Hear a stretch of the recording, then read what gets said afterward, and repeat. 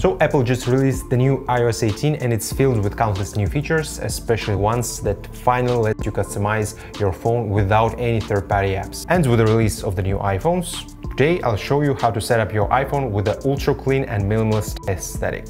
And yes, how you can delete the home dock. So let's start with a quick roast of the new iOS update. I get it, we all need to move forward, improve on everything, etc, etc.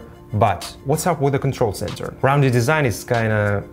And why did you hide the Bluetooth button, which you can't get back on the main screen? And believe me, I've tried this, even with tutorials. And what's this unusable toggle switch on the right that you can't even touch? Anyway, my favorite things here is camera, which you can easily access in the control center, or click the camera control button, or swipe the screen to the left, or press the action button. Yes, it's that complicated. I always use time, stopwatch when I'm making coffee, timer when I'm cooking steaks, or setting up alarm for every 5 minutes. And here I have one pretty useful thing, accessibility function that's reducing screen brightness below possible standard screen brightness.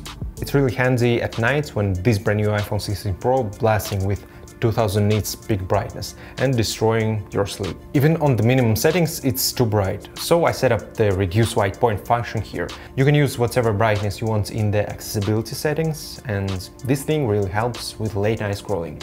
So now to the main part, home screen. Basically, I don't have any additional pages, just one home screen page, and with that, the iPhone hides the dots under app icons. Also, you should have this search button on standard settings. To remove it, go to Settings, Home Screen and App Library and toggle this Show on Home Screen. And yeah, it just disappears. So when I swipe to the left, I have some widgets that come in clutch: time zones for work, simple calendar, ordering current night statistics, and a screen time widget to monitor my social media addiction.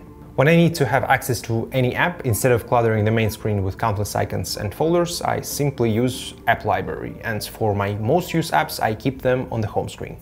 Another important part of your iPhone setup is on the outside. You should always keep your phones protected with a case and a screen protector. And this time Taurus hooked me up with their unique designed stand cases. The idea is that you have this circle stand that rotates 360 degrees in any direction and have several ways of using it. You can use it simply as a grip to your phone, just like that. You can use it as a stand vertically to surf through social media, or even horizontally to watch YouTube, TV shows and movies. What I really like about this case is that it combines 4 different functions in one.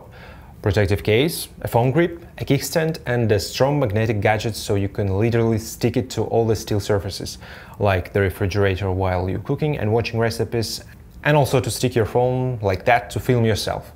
Also, I love the design of these cases. They have this nice soft texture, so it's nice to hold them, it's pretty minimal and have replaceable buttons and necessary cutout for the camera control button, which is crucial on this year's iPhone. When it comes to all the colorways, you can choose either the solid back panel or the transparent one, complementing all the colors of the new iPhones. And of course, if you want to protect your phone to the fullest, you need to use a screen protector too, and Taurus has their Glasgow screen protector, which has 12 feet military protection and it's scratch resistant. It has narrow screen borders and a super simple application process. You snap this on top of your screen and then just pull and you're all set.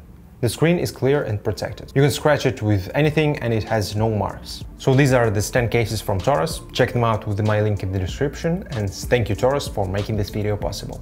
And now to the main home screen and how you can set it up like that and remove the home screen dock.